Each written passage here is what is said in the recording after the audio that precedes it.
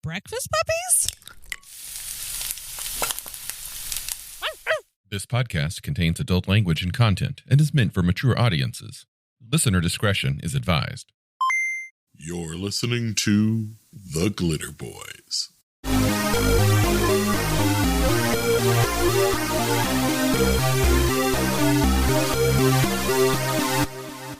Hi, welcome back. As we alluded to last week, we are going to be making an actual character to help you better understand how to jump into this world we've been talking about for, 8 weeks now.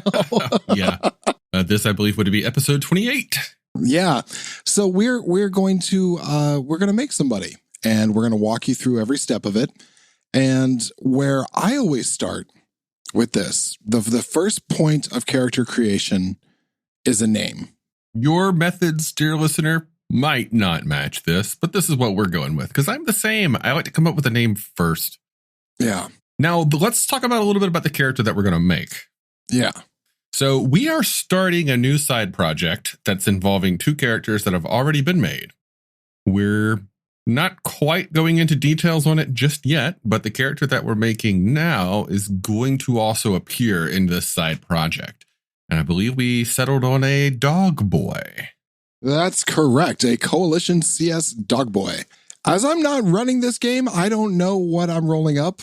We'll see what happens. Yeah. If it's my greatest foe or my true friend, but a dog boy is a werewolf without the werewolf. It is a mass-produced, bioengineered cross between a human and a dog. And it comes with all of a dog's loyalties and a sense of duty, and most importantly, a sense of pack, a sense of tribe. So this dog boy is loyal to the coalition states. It is a CS dog boy. And what should we call this fella? That's a good question. There's so much randomness in the creation of a dog boy because you don't know what breed it's going to be. Mm-hmm. You don't know what mutations it's going to have. And oftentimes a dog should have a name that sort of fits its character. So let's tell you what, in this case, we don't want to break format. So let's give it a name, but let's give it an official name, like a designation of some kind. And then we can give it an actual name later once we know more about him. So DB421, why aren't you at your post? There we go. DB421. Yep. 1138. Yeah. All right. So we have DB421. Now, something to note is if you are having problems coming up with a name for your character, well, go back to our episode where we talked about the Rifter, number 1 specifically. Mm-hmm. There's a good article in there about naming. If you are out of ideas and needing some inspiration, that's a good article to read and get started with. It's advice from the late Eric Wujcik, who wrote a lot of Palladium and was there with a lot of their formative years. It's a great read. And we also ourselves have some talk about our choices for names and the methods that we use. Yeah. So that's his name. Now we have to figure out how he sees the world.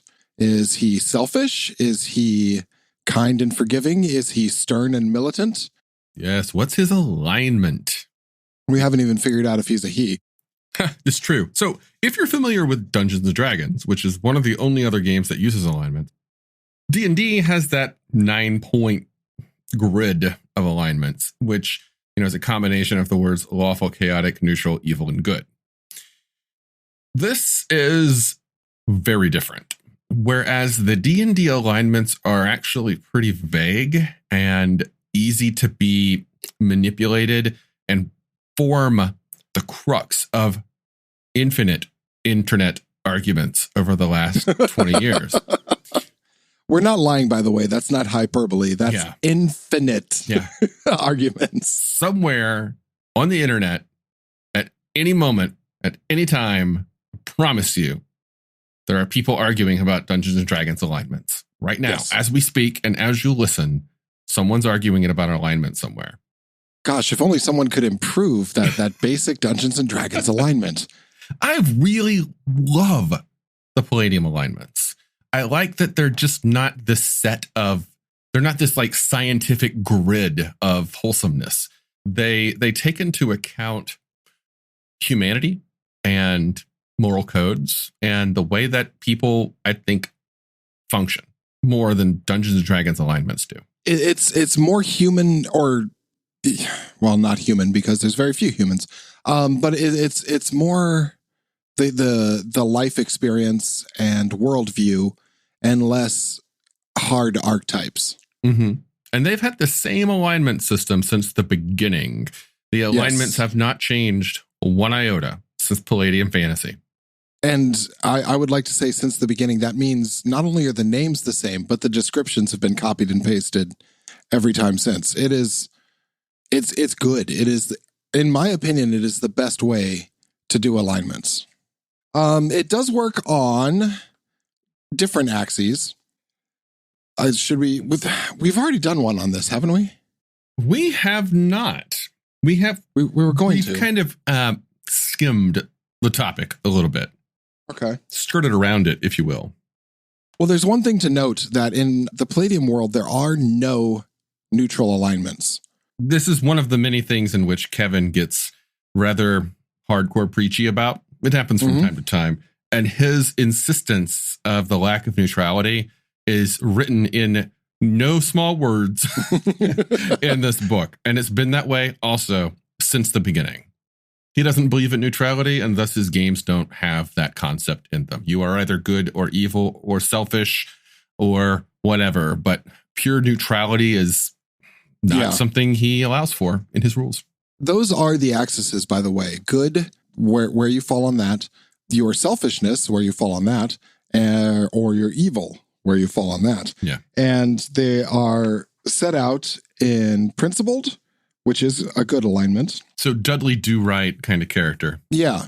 Scrupulous, which is, it's the same, but they're driven by their sense of justice to right wrongs, to take glorious last stands. Not Han Solo, Luke Skywalker would be scrupulous alignment. They will attempt to work in the law whenever possible. They are not as bound to it as a principled. And something that all of these alignments do is they have a generally 12 to 13 point scale of things that these characters will or will not do, or 12 to 14 point. And one of which is, keeping your word, lying, killing, attacking people or unarmed foes, harming innocents, using torture, killing for pleasure, helping others, working with the law or within groups, respecting authority, never, doing illegal stuff like taking dirty money and whatnot, and betrayal. These are all things that they judge the various alignments on. And it's a list under each one of you will do this, you might do this, you won't do this kind of thing. And I like it because those are a lot of real world descriptions to help you fit what you see your character doing. Like, for example, there's a few alignments that will absolutely keep their word. But, if you really need that information, you might bend that guy over that rack and pull out his toenails. Yeah. Or not. And I just find it gives a greater fluidity than the basic D&D alignments. Agreed. So then you get into the selfish alignments, which is unprincipled, parentheses, selfish. That kind of guy could take dirty money. I mean, he might. Historically, this was the one that was described as the Han Solo alignment. Yeah. You also have a different type of selfish alignment, which is anarchist. You will indulge yourself. If you want it, get it. It's the fuck you, I got mine alignment. Yeah. You don't know me. I do what I want. I really like some of the commentary. Like NPC said, there is a 12 to 13 point description of what they would do in certain situations. And under anarchist, number 13, possibly betray a friend. Sorry, pal. That's as written. It doesn't have one of my favorites, though. What's that? I noticed it was an old commentary, which was, this is the cocky loudmouth who is likely to do as he damn well pleases. I don't see that in here. Yeah. So maybe they have changed it. Maybe they have. Yeah. Then you have 3 evil alignments. Which opens with a statement about playing evil. Okay. and saying how we don't generally encourage playing evil, but they're here if you need them. You have the Aberrant, which is, I want to say, your Vader type. It is not that there is no honor among thieves. This is a darker character, but they are true to their word. Yeah. They are, God, what is a good representation? They are the anti-hero. And lawful evil is the closest thing in Dungeons and Dragons to this one. They have a code of honor, but they're, if you're in their way, then you have to be dealt with. And if you are the target of their vengeance, then they will fuck you up. They are kind of like the selfish. They're kind of like a mix between selfish and evil. The anarchist and miscreant, maybe, and that they have some redeeming qualities. Yeah. Such as their ability to keep their word. Mm-hmm. I've always seen it as, and this is weird, but if you've ever read the Dresden Files, I would say that most of the fairy folk, the Fae, fall into this category. Yeah, I can see that. Well, they will absolutely fuck you up and take great glee in doing it. But if you nail down their word, they are true to it. Yep. Which is why you bargain very carefully with them. Yeah, this is often seen in stories and movies of the bad guy who you sometimes have to side up with to fight the greater evil. Yeah. This, to me, Aberrant is the best evil alignment, not because it's the one I want to play, but it's because the one that I, as a member of a viewing audience of a show or a reader of a book, it's the one that I, the reader, can sympathize with the most. Yeah. As I get to see the human decisions and meanings behind the enemy's actions. Yeah. Whereas if they are the next alignment, I'm bad. Yeah. Miscreant. Self-serving, unscrupulous, out only for oneself. Miscreant is the alignment that I associate with 1990s bad guy henchmen in action movies. Yeah, agreed. Like, they're just there to have, I'm gonna fuck you up. Yeah, because the boss says so. They usually get a ponytail and a high collar ponytail and a turtleneck and some plain black sunglasses. Yeah. Which brings us to our final alignment choice, Diabolic. Yeah. This is deranged. This is bad. This is bad. No redeeming qualities. This is what you would consider demons of pure evil from the pit to be. Yeah. Diabolic is the worst of the worst. Anybody who is diabolic, it's the description of the alignment makes them out to be a psychopath. Yeah. But what's fascinating is that when you look through the books and look at the characters that are provided, there are some truly interesting diabolic characters that are depicted as being sane and focused, just extremely driven and willing to kill anyone and anything that gets in their way. So they're not quite psychopaths, but they may be extreme sociopaths. Yeah. Like one of the descriptions on this is betray a friend without hesitation. After all, you can always find new friends. Yep. So yeah, this is your Emperor Palpatine. These are the bad folk. So what are we going to make our dog boy? I'm thinking Aberrant. I'm starting to get an idea of how this dog boy is going to play into our game.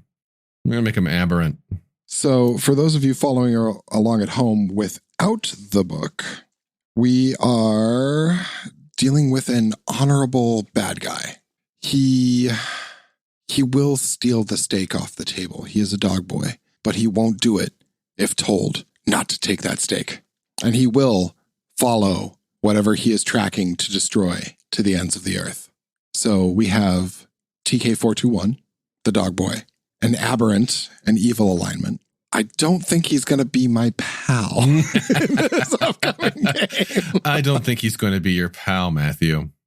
Oh, well. Yeah. Okay. So that will be that. We're going to come back and we are going to roll some stats. Okay. Join us next time to hear those dice hitting the table. Yeah.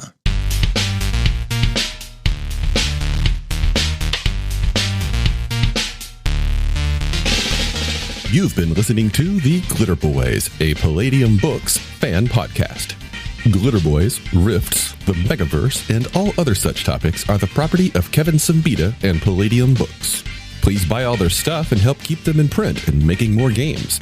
You can order directly at palladiumbooks.com, and their entire catalog is available digitally at Drive-Thru RPG as well. Our opening music is 8-Bit Bass and Lead by Furby Guy from freesound.org. This closing music is Caravana by Philip Gross, available at freemusicarchive.org. All sound effects used are self-made or acquired via Creative Commons Zero license. If you like what you have heard, find us on Twitter and Facebook as The Glitterbois. That's BOIS. And check us out online at breakfastpuppies.com/glitterboys. And also join us on the Breakfast Puppies Network Discord at breakfastpuppies.com/discord. And if you want to help us out, please spread the word and help us build a community. Thanks again for listening. We'll catch you next time.